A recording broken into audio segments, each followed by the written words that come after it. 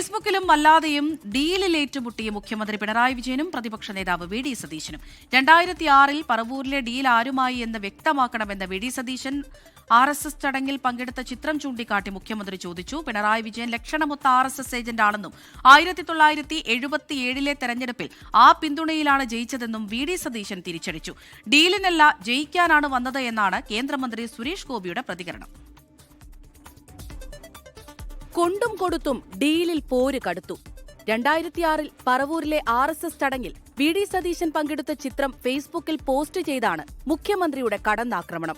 അന്നത്തെ നിയമസഭാ തെരഞ്ഞെടുപ്പിന് തൊട്ടുമുൻപ് ഗോൾവാൾക്കറുടെ ജന്മശതാബ്ദി ആഘോഷ ചടങ്ങിൽ വി ഡി സതീശൻ വിളക്കുകൊളുത്തുകയും ചിത്രത്തിന് മുന്നിൽ താണുവണങ്ങുകയും ചെയ്തത് ഏത് ഡീലിന്റെ ഭാഗമെന്ന് മുഖ്യമന്ത്രി ചോദിച്ചു. പിന്നാലെ മുഖ്യമന്ത്രിയുടെ പോസ്റ്റിന് മറുപടിയുമായി വി ഡി സതീശൻ. പിണറായി ലക്ഷണമൊത്ത RSS ഏജന്റ്. RSS പിന്തുണയിലാണ് പിണറായി വിജയൻ 1977-ൽ നിയമസഭയിലെത്തിയതെന്നും വി ഡി സതീശൻ.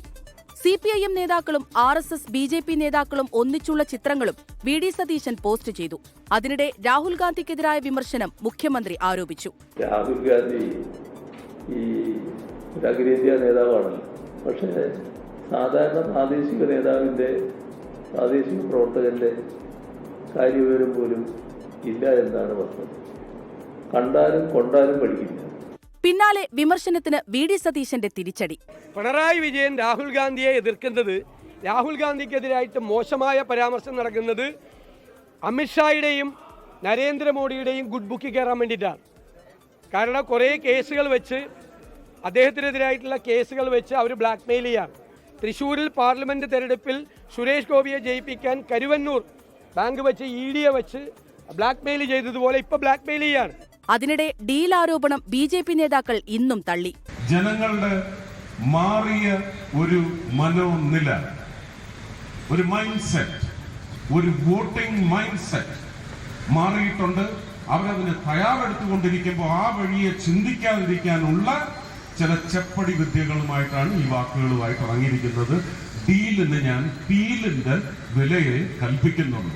മുഖ്യമന്ത്രി പിണറായി വിജയനെതിരായ കോൺഗ്രസ് വിമർശനത്തെ പ്രതിരോധിച്ച് CPIM പോളിറ്റ് ബ്യൂറോ പ്രസ്താവനയിറക്കി. Election desk 24.